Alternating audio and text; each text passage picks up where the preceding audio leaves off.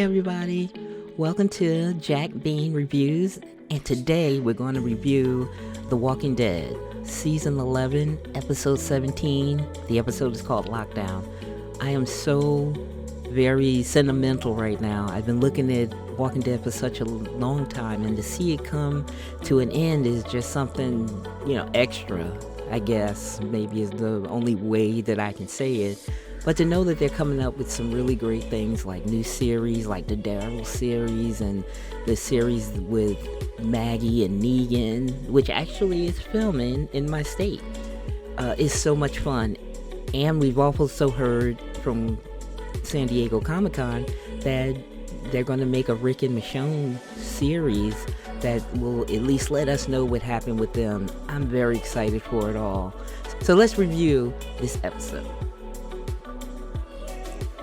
And as the episode begins, we get this great intro from Judith, just talking about how things were where, everything was so hard at the beginning, but you had people that could see the light. They could be better human beings. And you had people that just couldn't get out of it. They were in the dark, in a dark place, like, with Shane and with, the governor. And she's wondering through this intro whether we've gotten beyond that. Do we go back to that?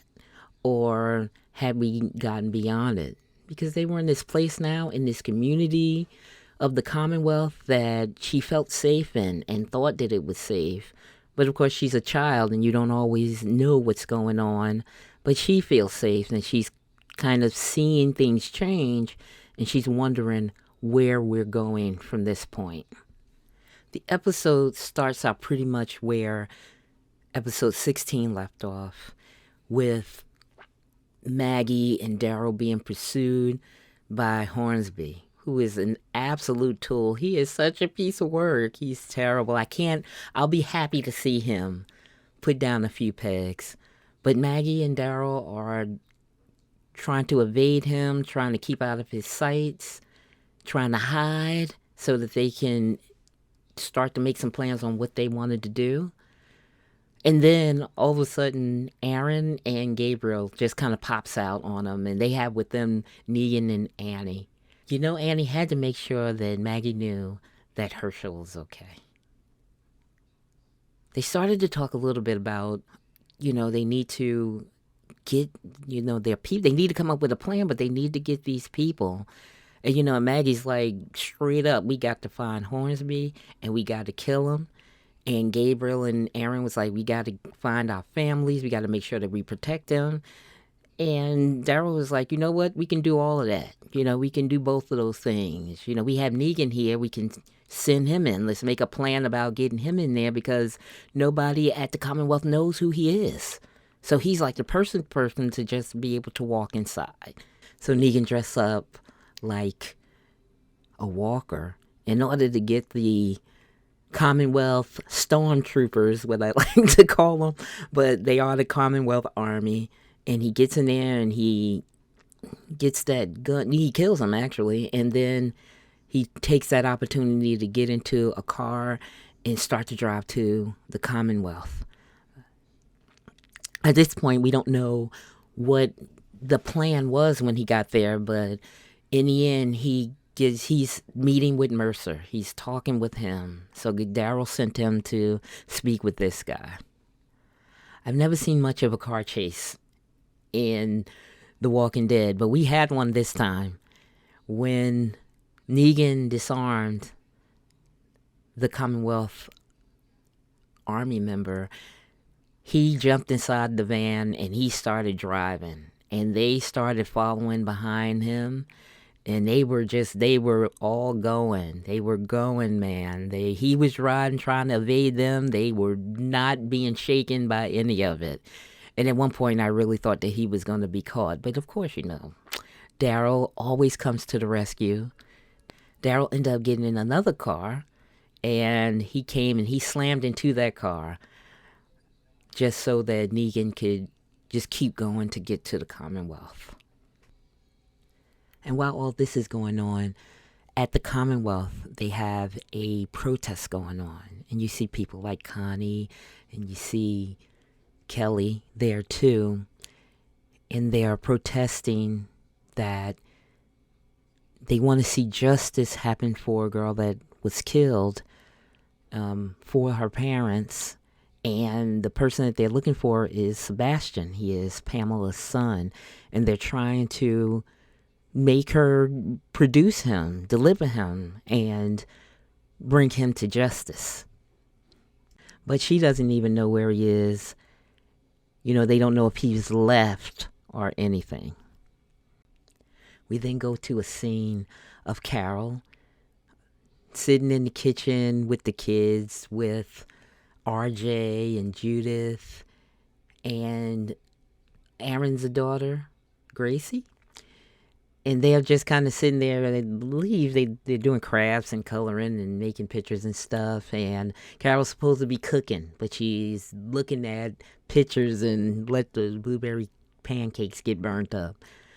It's always so nice to see Carol with the kids. But, I get really frightened. Carol's children with Carol don't always seem to make it. There's love there, without a doubt. I know she loves all the children that have been in her life, but, sometimes people in Carol's care don't always make it. But I know that these guys will. Carol's looking out the window, and she sees this guy, so suspicious. I mean, if there was a face that you can make that says, I'm suspicious and you should be afraid of me, that's just the way he looks. And she sees him with a female companion. They were coming to the apartment, and Carol knew, because Carol knows. So she had the kids hide, and she hid, and she was even more great because she hid outside the window, and they came through, but they weren't able to find anyone. If there's one thing that we can say about the children of Alexandria, and the hilltop probably, is that they know when danger is around. They know what they need to do. So once these people went away, Carol got everybody out, and they were starting to pack up because they were getting out of there. It was obvious that people were going to be trying to hurt them.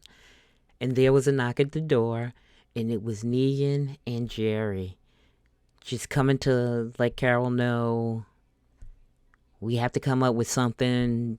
He's out there. He's going to be targeting the folks of Alexandria, and we got to see what we can do to get everybody out of here.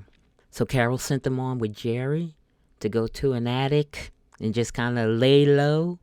And she said that she had a plan, a way that she could probably give them a little bit of... She wanted to make sure that they had some leverage in this game, and she knew what it is she wanted to do. She said that she and Negan would go and get that information, but make sure that we're keeping the kids safe. Carol's way of getting leverage was to find Sebastian. She just knew in her heart that he hadn't gone any place. He don't know any other place. He had to be there. So she and Negan went to look for blueprints so that they can just kind of find out where things were, especially with that building. And they found, as they were looking through, an area where there was supposed to be a door, but there wasn't a door. And when they moved things around and went inside that room, he was sitting there. He was sleeping. He even had the nerve to just be laying down and sleeping, all comfortable and cozy. And, when they woke him up, Carol pours on the charm. You know how she knows how to do it. Like, I know that you don't think that your mother will care, but I'm telling you she will care. We have to find the people that really did this. Just come with us and we can make sure that this happens for you. And it worked. And while this was happening, Jerry had taken the kids. He was trying to get them to their hiding spot. But on his way, he realized that he saw that man and a lady who he hadn't seen when Carol saw them, but he knew that they had sinister intentions as well. So he got the kids and they were rushing, they were maneuvering in and out of people. He got to an area where he saw a fire escape, and they all kind of went up there, and they kind of got up there just in time, right before that guy came around. He was looking for him, but he wasn't able to find them. So the nice thing is that in the end, Jerry did get the kids to a place that was safe. Judith and RJ were safe. When Carol brought Sebastian back to Pamela, she is just such a terrible mom. She's more concerned with how it makes her look than the fact that, he was gone or he was missing. He let her know that he didn't do what they're saying he did, but that he's an easy target. And then Carol, with her amazing negotiating skills, she got in there and she was like, listen, I work for Hornsby, and he is out here hurting people. And, if your son didn't do this, then maybe he is the one that's doing this. Maybe we can take this off your son's back and give it to Lance Hornsby. And of course she didn't say it exactly in those words, but that's what she meant. And I think it's going to work. So the last scene of the episode had Daryl and Maggie and Aaron, Gabriel and Annie. They were down in a sewer. They were trying to create a ruse to get Hornsby's men to come down there, and they could kind of take them out.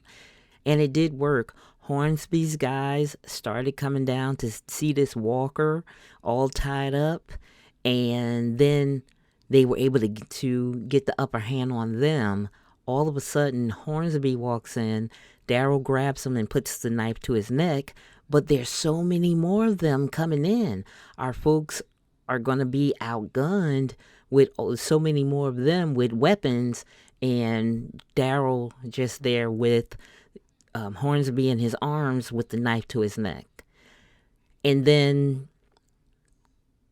how it really ends is that Hornsby thinks that he's won because Daryl has the knife to his neck, but he's smiling like, don't be crazy. We're going to be able to beat you. So you know what? We'll have to see what happens next week. Something tells me he's not going to be as lucky as he thought he would be. So what do you think? Do you think Carol made a bargain with Pamela? And even if she did, will they get to Daryl and Hornsby in enough time? Do you think Daryl kills Hornsby? That's really my hope, because Hornsby is trash. But it might be too early in the end for us to get rid of him just yet. Put your thoughts, your predictions in the comment section below. And I'll see you next time.